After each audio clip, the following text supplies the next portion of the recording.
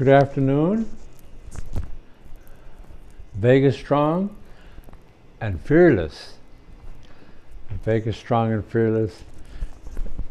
Is life treating you good? I hope so. Has life brought hardships and headaches in your life? Well, if it has, it could make you strong and fearless if you look at and have the right attitude. All things work together.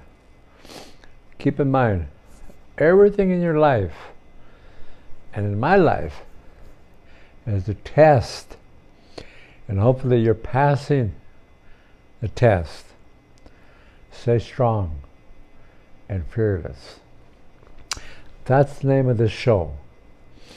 We're going to begin 2 other shows in the near future. My other show, I hope you're watching it, 7 days, 24/7. The Living Kingdom Church.com. Look at it. You're going to enjoy it.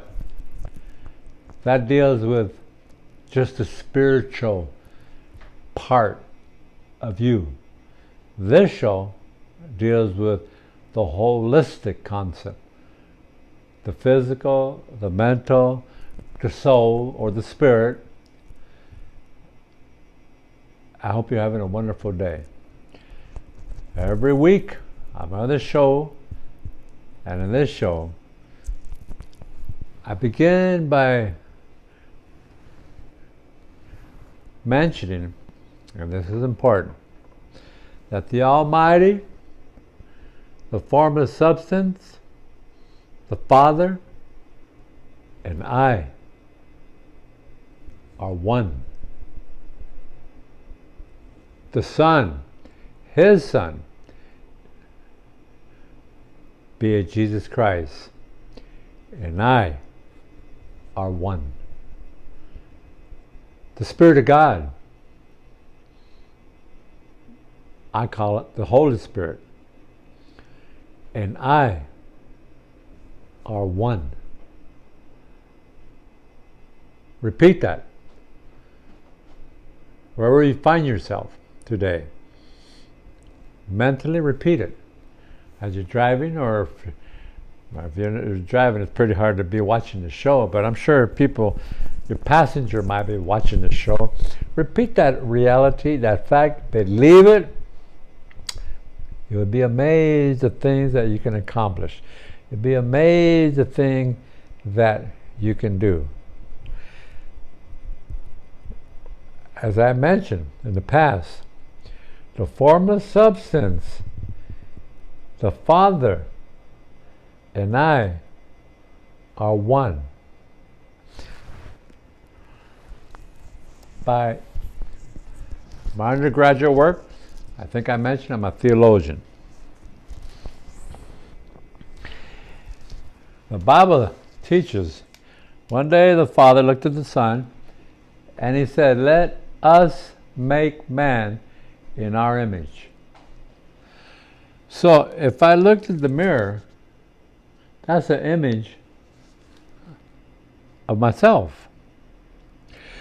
Well, if you're an image of that formless substance, which you are, by the way, then that substance that He created is in you. I keep a picture of my daddy in my house. He, me, I'm a part of him. His substance, He shared it with me as I was created. Well, there's no difference in that substance from the Almighty as He made him and as He made me. So when I say that formless substance, I'm talking about the Almighty. Well, this afternoon, we're going to be talking a little bit about And this is a series again.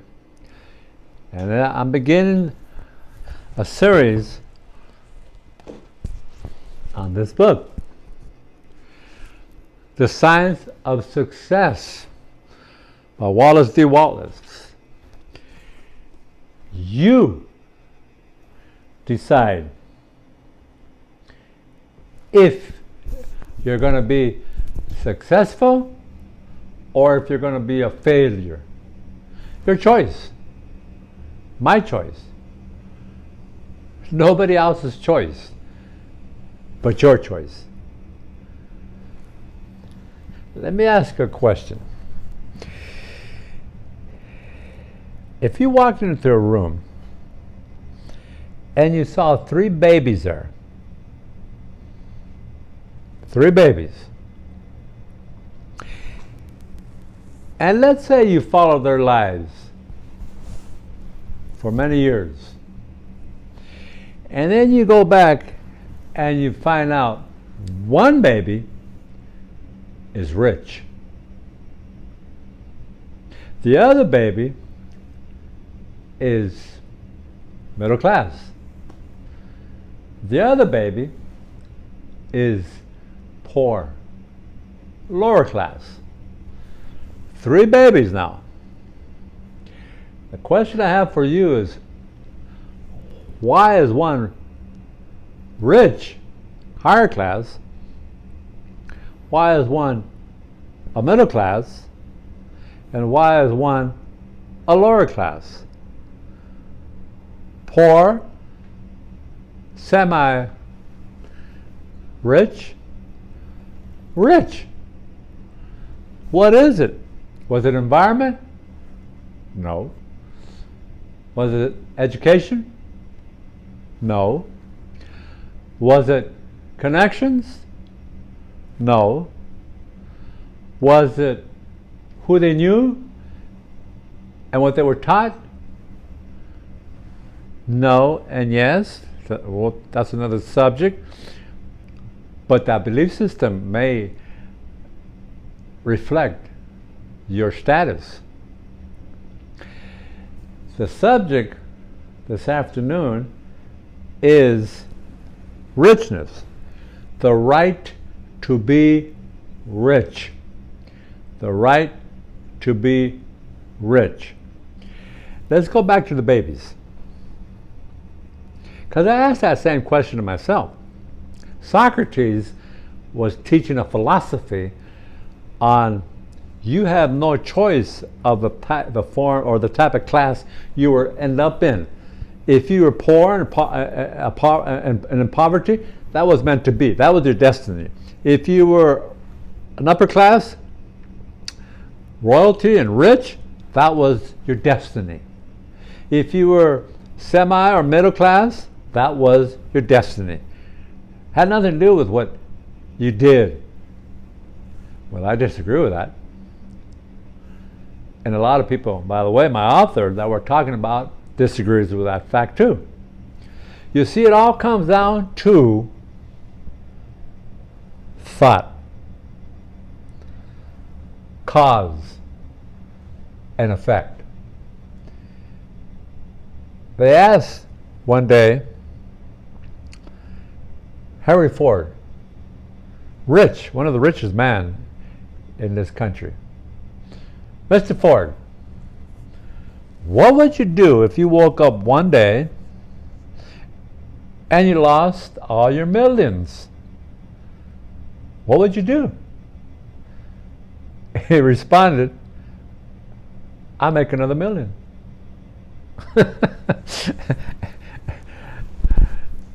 You know, if you're poor, it's because the way you're thinking.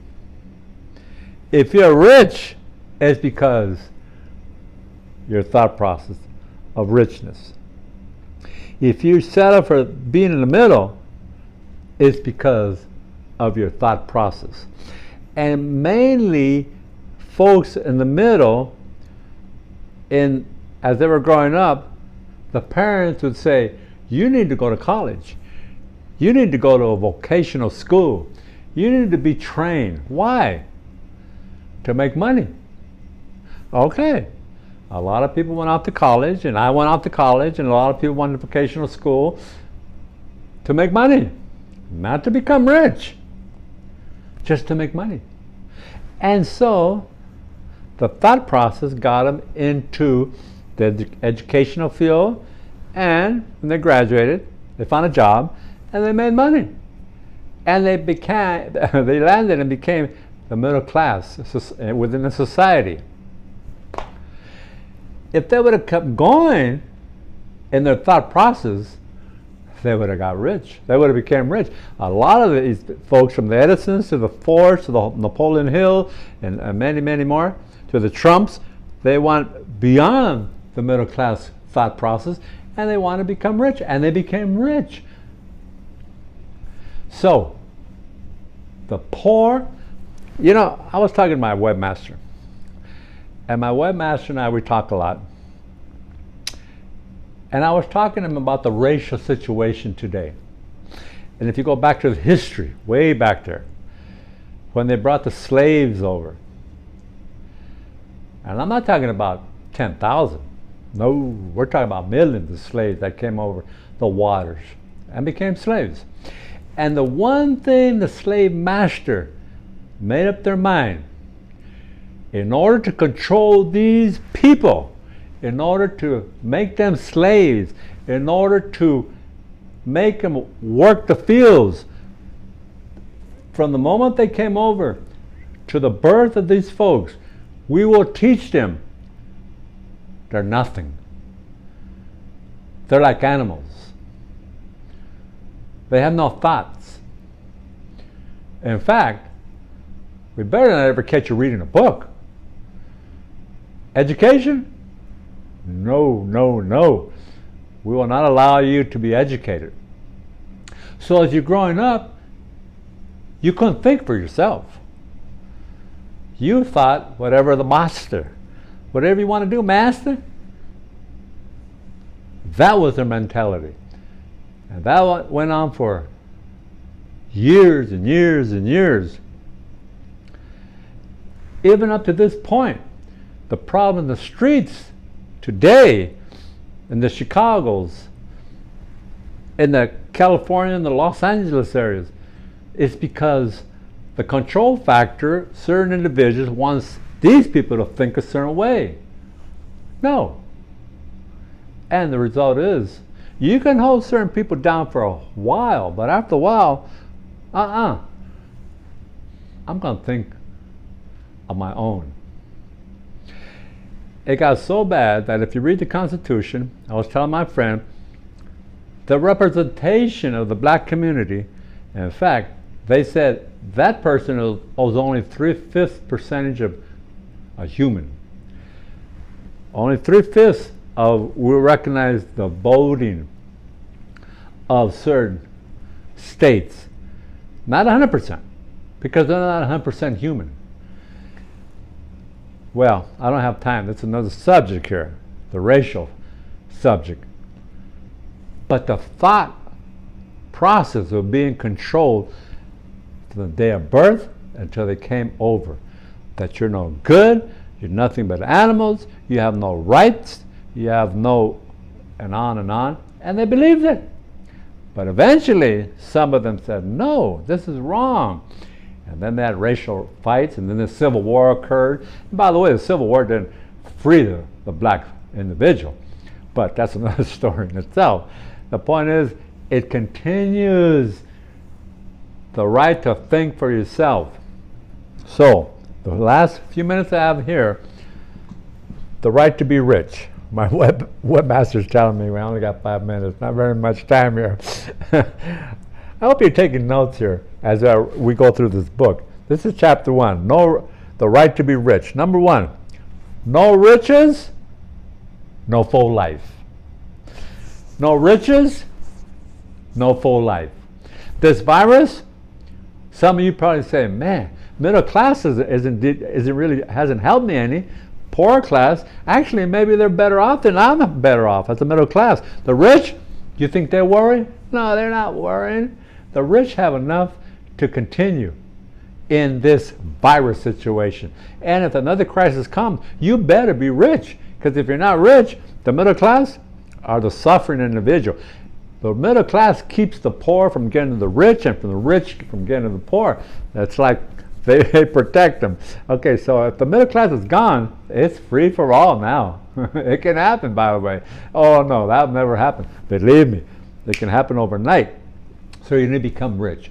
No riches, no full life. The object, number two, the object of life is development. How are you development? You need to develop in a fashion that I'm moving towards richness. My favorite author, Napoleon Hill, discusses the idea is to have a definiteness of purpose. Do you have a definiteness of purpose? If I was to ask you, where are you going to be in 3 years? How much money are you going to have in 3 years? What type of business are you going to have in 3 years? Can you answer me that? You need to begin to think and have a definiteness of purpose if you want to be rich. You deserve the right to be rich. Number three, the desire of riches.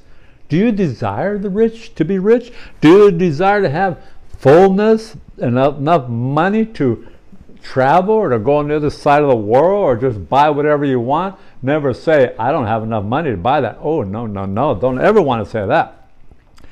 You have it. You just got to reach out and take it and get it. Number four, don't deny the holistic concept. So richness just doesn't stop at the mind. It continues in the body. It continues in the spirit. One of the problems we tend to have in America, in the Western civilization, is we concentrate too much on the body of the holistic individual. What you're eating, how you're exercising, what you're drinking. You know, I go to the gym a lot and I see all these guys pumping iron and spending so much time in their body. I wonder if they're spending that much time in the mental or in the spirit. I don't know. But don't deny the holistic concept of richness. Number five, and finally, it's your right to be rich. It's not just the right of certain individuals. Oh, no, no, no. It's your right to be rich. Remember I told you on the beginning, I began with the formless substance. The formless substance thinks. Let me use God as an example. When God says, let us make man in our image. The formless substance, God, thought of an idea. And the idea was mankind. So he moved from the thought to think of a form. Mankind. And that form, the emotion began, and the result was mankind. It's the same thing in becoming rich. Formless substance, he has given you that formless substance. Think how you're going to become rich, a definiteness of purpose. Begin the formation of certain things that will create richness, and the result will be money, richness. Well, with this, my webmaster has shared with me. That's enough. My hope is that you will become rich. The right to be rich. Next week, we continue the second chapter on this particular book. And one of the things I've learned of becoming rich is giving. I want to be rich, say, to give to help my family, to help my church, to give when people are in need, to give. Take out your card when you got a chance to. Right now on the home page, your debit card, give to this program. Use the PayPal. I need your help. I need your money. Hundreds and hundreds, thousands are looking at this show. I need help I want to start 2 more shows. One of the shows will be called The Movement of the Woman. The needs of the woman. The concerns of the woman. I'm looking for a woman that will lead this show, and she's going to come. And then all the subjects will be woman related. And then the next show we're going to begin is going to be completely, totally in Spanish, reaching the Spanish community, the Spanish world. It's going to be a church, also online, but I need your help. I'm waiting for it. Doesn't take much. Give, and it shall be given back to you. God bless you. We look forward to seeing you next week on the subject of the right to be rich, the continuation of this book, the science, it's a science of success. You want to be successful? Follow this teaching. Follow what I'm telling you. You watch in a year's time. God bless you. Thank you.